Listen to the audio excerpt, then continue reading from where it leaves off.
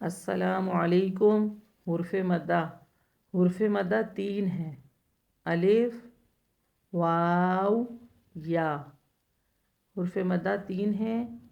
अलिफ, वाव, या। हुर्फ़ मद्दा जो हैं कलमे में जहाँ पर भी आएंगे इनकी पहचान है हुर्फ़ मद्दा की अलिफ, वाव, या। और इनकी पहचान है अलिफ खाली से पहले, अलिफ मद्दा की पहचान है अलिफ खाली से पहले ज़बर हो तो ये अलिफ मद्दा होता है। अलिफ साकिन नहीं होना चाहिए, अलिफ खाली होना चाहिए बिल्कुल, ना कोई हरकत हो ना जज़म हो, बिल्कुल खाली हो और इससे पहले किसी भी हर्फ के ऊपर ज़बर आ जाए तो ये अलिफ मद्दा होता है। जैसे मिसाल है बा अलिफ ज़बर बा, ता अलिफ ज़बर ता, सा अलिफ ज़बर सा, हा अलिफ ज़बर हा। एक एक अलिफ के बराबर इनको खींचेंगे, अरबी में इन्हें हरकतैन कहते हैं और उर्दू में एक अलिफ के बराबर खींच कर पढ़ेंगे। बा, ता, सा, हा। जल्दी नहीं पढ़ना नहीं तो ये गलत हो जाएंगे, मद मद नहीं होगी, इन पे मद पूरी करनी है। बा नहीं बा, ता नहीं ता, सा नहीं सा। लंबा करने, मुंह को खोल के पढ़ने, आवाज़ बाहर आए। सा, हा अलग से निकालना है। बा होठों से तरी वाले हिस्से आपस में मिले और खींचना है, मुंह खोलना है। बा, ता ऊपर ज़बान की नोक सनाए उलिये की जड़ से लगे। ता, ता में ज़बान की नोक सनाए उलिये के किनारे से लगे, दांतों के। सा नरमी से पढ़ना है, नरमी वाला हर्फ है। हाँ अलग से अदा होगा, दरमियाने हलक से। वो जो चश्मे वाला हाँ है वो सीने से अदा होता है, ये दरमियाने हलक से होगा। दरमियाने हलक से। और वाव साकिना से पहले पेश हो तो वाव मद्दा होता है। वाव साकिना, वाव मद्दा की पहचान ये है कि वाव साकिन हो, शर्त ये है कि वाव साकिन हो और उससे पहले किसी भी हर्फ के ऊपर पेश आ जाए। जैसे अलिफ खाली का पढ़ा था, अलिफ खाली हो उस पर वो साकिन ना हो, उससे पहले किसी भी हर्फ के ऊपर ज़बर हो और वाव साकिन हो इससे पहले पेश हो। जैसे है, मिसाल है, मैं आपको बताती हूँ। बा वाव पेश बू। एक अलिफ जो साथ लिखा हुआ ये नहीं पढ़ा जाएगा, रस्मुल खाते। बू पेश में बू पढ़ते हैं, इसे खींचना वाव मद्दा है बू। उल्टे पेश में भी हमने पढ़ा था, बा उल्टा पेश बू, बा वाव पेश बू। मैंने कहा था ना उल्फे मद्दा और खड़ी हरकत में कोई फ़र्क नहीं है, एक दूसरे के कायम मुकाम में। बू, ता वाव पेश तू, ता पेश ता उल्टा पेश तू, तू टू। सा वाव पे सू, सा उल्टा पे सू, सू सू। वो उल्टा पेश और वाव मद्दा एक दूसरे के कायम मुकाम है। हा वाव पेश हू, हा उल्टा पे हू। या साकिना हो और इससे पहले किसी भी हर्फ के नीचे ज़ेर आ जाए तो इसे या मद्दा कहते हैं। या मद्दा को भी हरकतैन पढ़ेंगे यानी एक अलिफ के बराबर खींच कर पढ़ेंगे।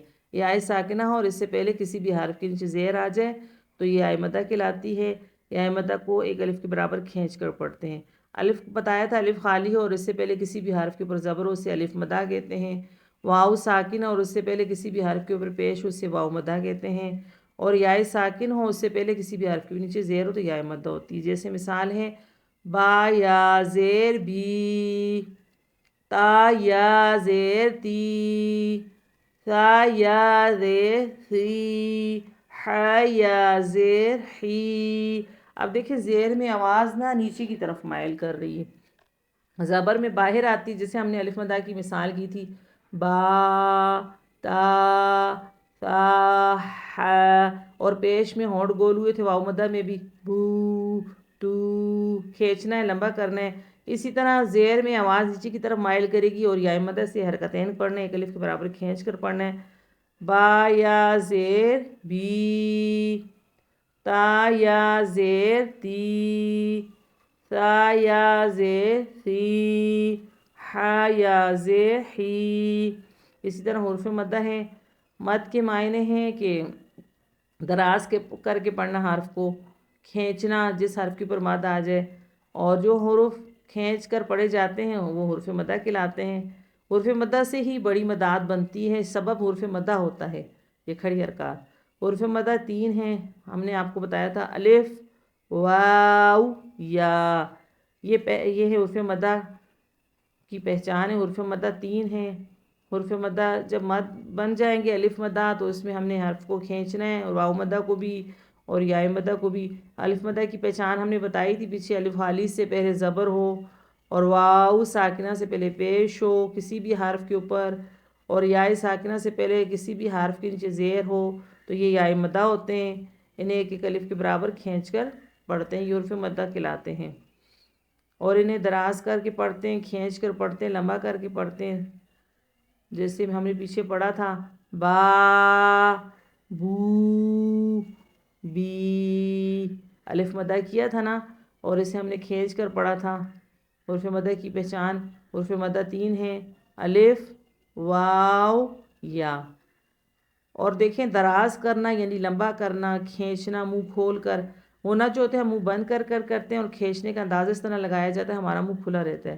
حروف مدہ 3 ہیں، اب پیچھے ہم نے بتایا تھا 3 ہے، اب ان کی یہ پہچان ہے کہ الف خالی سے پہلے کسی بھی حرف کے اوپر زبر آ جائے تو یہ الف مدہ کہلاتا ہے۔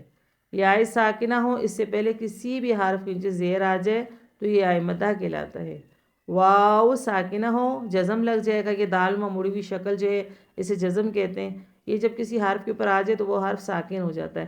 ساکن والا حرف جو ہوتا ہے وہ خود نہیں پڑھا جاتا، وہ اپنے سے پہلے والے حرف کے تابع ہوتا ہے، یہ مجھے ملا کر پڑھا جائے۔ تو اسی طرح الف خالی سے پہلے زبر ہو، یا ساکنہ سے پہلے زیر ہو، واو ساکنہ سے پہلے پیش ہو، یہ شرط ہے ان کی، پھر یہ حروف مدہ کہلائیں گے۔ اگر یہ شرط نہیں ہوگی، شرائط نہیں پائے جائیں گی تو پھر یہ حروف مدہ نہیں ہوگی۔ اگر یہ شرائط کلمے میں موجود ہیں تو پھر ہم اسے حرکتین پڑھیں گے، یعنی ایک الف کے برابر ہم کھینچ کر پڑھیں گے۔ جب یہ حروف ساکن ہو اور الف سے پہلے زبر ہو، جیسے عالمو، آ کو کھینچ رہے ہیں نا، الف خالی سے پہلے زبر ہے، عالمو، اور واو ساکنہ سے پہلے پیش ہو، جیسے رسولو، سو کو کھینچ رہے ہیں، واو ساکنہ سے پہلے پیش ہے، رسولو۔ اور اسی طرح یا ساکنہ سے پہلے زیر ہو تو یا مدہ ہوتی ہے، جیسے خبیرن، بی کو کھینچ رہے ہیں، خبیرن، ان حرفوں کو ایک الف کے مقدار کھینچ کر پڑھیں گے۔ تو اسی طرح عالمو، رسولو، خبیرن، ہم کھینچ رہے ہیں الف مدہ کو بھی، واو مدہ کو بھی، یا مدہ کو بھی، حرکتین پڑھ رہے ہیں۔ بعض دفعہ یہ ہم حرکتین نہیں پڑھتے تو یہ حرف غلط ہو جاتے ہیں، معنی بگڑ جاتے ہیں، ثواب کے بجائے گناہ ملتا ہے، تو اس لیے ہمیں ان کی حرکتوں مداتوں پر بھی غور کرنا ہے، ہو بہو اسی طرح پڑھنا، جو مد جہاں ہے اس حرف کو کھینچنا ہے، باقی حرف کو نہیں، جہاں مد بن رہی ہے اس حرف کو کھینچ کر پڑھیں گے۔ اب دیکھیں لی اور منہ پہ تو نہیں بھائی، آ پہ مد بھری، عالمو، تو آ کو کھینچنا ہے۔ اسی طرح الف سے پہلے زبر ہے، یا ساکنہ سے پہلے زیر ہے، اور واو ساکنہ سے پہلے پیش ہے۔ پیش آنے پر اس کو ایک الف یا 2 حرکتین کے برابر کھینچ کر پڑھنا چاہیے۔ مشق یہ ہے، با الف زبر با، با کھینچ رہے ہیں نا، مد بن رہی الف مدہ، فما، مد بن رہی الف مدہ ماں پہ، صابرہ، صا پہ مد بن رہی الف مدہ ہے، صابرہ کھینچ رہے ہیں، لمبا کر رہے ہیں۔ اسی طرح دی، یا مدہ ہے، اب مثال میں آگے دینی، دی کو کھینچیں گے، یہاں یا مدہ ہے، دینی، اور اس طرح دینہم، دی پہ بھی یا مدہ ہے، سو، واو مدہ ہے، نوح، نو پہ واو مدہ ہے، نوح، ہو کو نہیں کھینچنا، نو کو کھینچنا ہے، نوح، یوسفہ، اب یو پہ دیکھیں واو ساکنہ سے پہلے پیش ہے، واو مدہ ہے، ہم یو کو کھینچ رہے ہیں، سو اور فا کو نہیں کھینچ رہے، یوسفہ، ایک الف کے برابر کھینچیں گے، حرکتین 2 حرکت مقدار ہوگی، 2 حرکت ایک الف کی مقدار بن جاتی ہے، اچھا، ایک الف کے برابر، با، فما، صابرہ، تی، دینی، دینہم، سو، نوح، یوسفہ، ہم ایک ایک الف کے برابر کھینچیں گے۔ الف مدہ کی پہچان ہے کہ الف خالی سے پہلے زبر ہو. یہ تینوں مثالیں ایک ساتھ دی گئی ہیں. الف مدہ کی مثال دی گئی ہے یا مدہ کی، واو مدہ کی. الف خالی سے پہلے دیکھیں با پہ الف خالی سے پہلے زبر ہے. اسی طرح دی یا ساکن ہے، جزم لگ گیا ہے، اس سے پہلے زیر ہے تو ہم یا ساکنوں کو زیر سے ملائیں گے. تا یا زیر تی. اس طرح ہو میں واو ساکن ہے، اس سے پہلے پیش واو مدہ ہے، ہم تو سا کو واو مدہ سے ملا کر پڑھیں گے. اس طرح اس طرح یہ ہر درست ہو جائے گا. اور الف ساکن نہیں ہے، الف خالی ہوتا ہمیشہ، اس سے پہلے زبر ہے. با الف زبر با. فما صابر تی دینی دینہم.